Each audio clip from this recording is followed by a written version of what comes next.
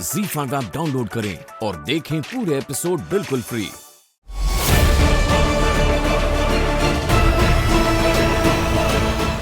आपका कहा हमेशा सर आंखों पर घर की औरता पर लठ और हाथ ना।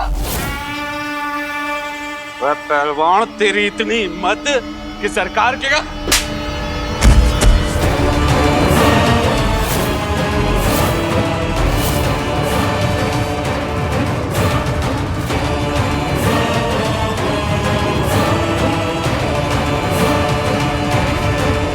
सूरज चमके तो अंधेरा भागे, और आंखें होते हुए भी जिन्हें सूरज ना दिखे वो तेरे जैसे अंधे भागे। जिसकी आंखों में सूरज जैसी चमक, बाजुओं में शेर जैसी ताकत, ऐसी संतान का बाप एक ही आदमी हो सकता है, सरकार।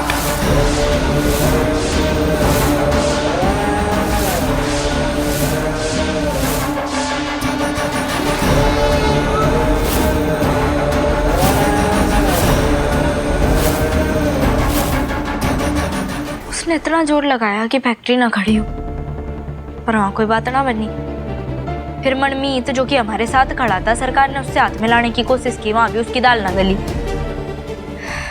फिर वो मेरा ब्याह मनमीत से कराना चाह रहा था। जब मैंने मना कर दिया तो मनमीत का ब्याह अपनी बड़ी बहू की बहन सगुन से तय कर दिया, और मेरा ब्याह जबरदस्ती अपने बेटे नरेंद्र से कराना चाहा। और फिर अपने घर की सदस्य सगुन के होने वाले पति यानी मनमीत का हाथ काट दिया। सरकार कोई भी काम बिना वजह तो ना करता। आखिर मेरे और मनमीत के ब्याह में सरकार का क्या फायदा है?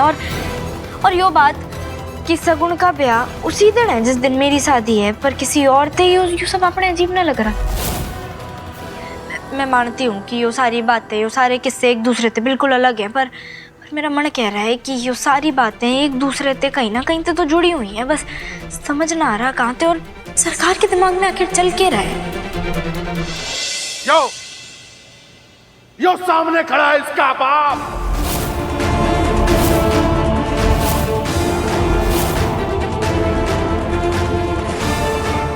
मेरा तीसरा बेटा, मेरा सबसे छोटा बेटा मनमीत।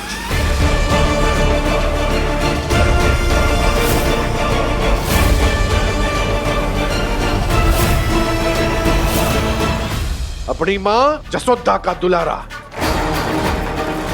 अपने बाप के दिल का प्यारा, जिसे नाज है अपने बापू सरकार ने, अपनी मां से बेहद प्यार है, इसलिए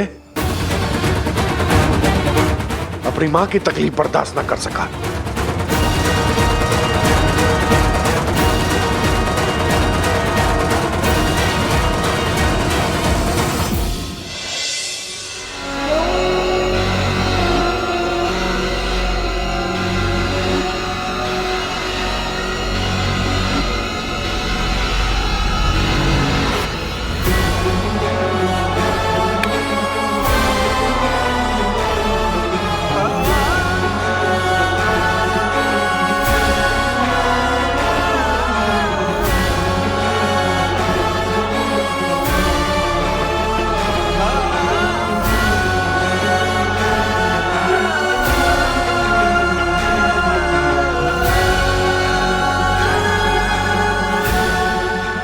सरकार महल में तेरा स्वागत है शेरा।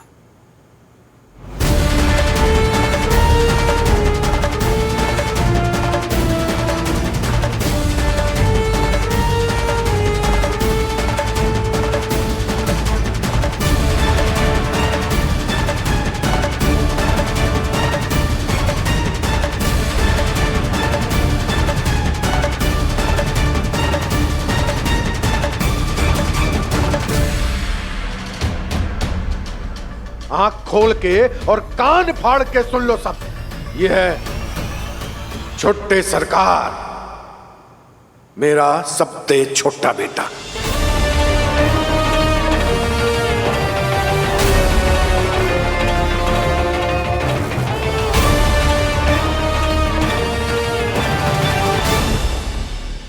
सरकार भाई साहब का वही तीसरा चूरस है जो गुरु महाराज के कहने थे सालों साल अपने घर से दूर रहा यशोदा भाभी के भाई के, यानी अपने ननिहाल अपनी नानी के पास।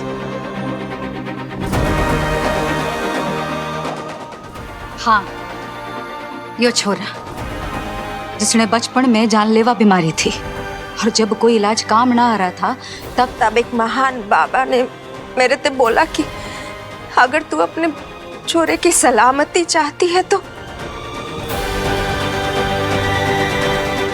इसे अपने से दूर भेजना होगा, वो भी 24 साल तक। एक माँ ने अपने छोरे की सलामती के लिए उसे अपनी आज्ञा से दूर कर दी। और आज 24 साल बाद मेरा राम अपना वनवास पूरा करके अयोध्या लौटा है। अपनी माँ के पास, अपनी अम्मा के पास, अपने भाइयों के पास, अपने बापू सरकार के पास।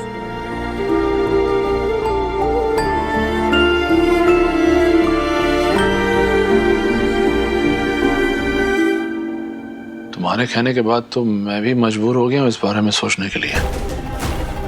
हाँ, ये बात तो सही है कि समझ में नहीं आ रहा कि तुम्हारी शादी मनमीत से होगी, इससे सरकार को क्या लाभ है?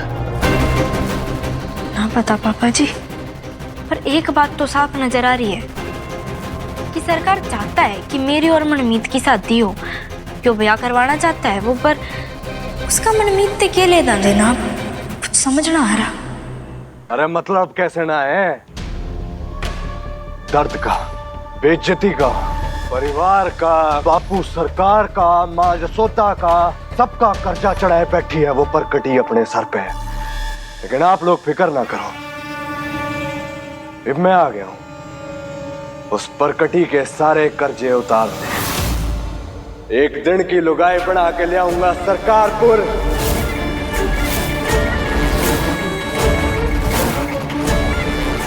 ना के मां जसोदा के पैरों में गिरूंगा,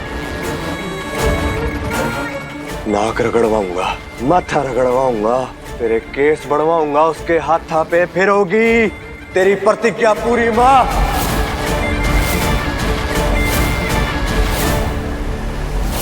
लोगों के भगवान बापू सरकार,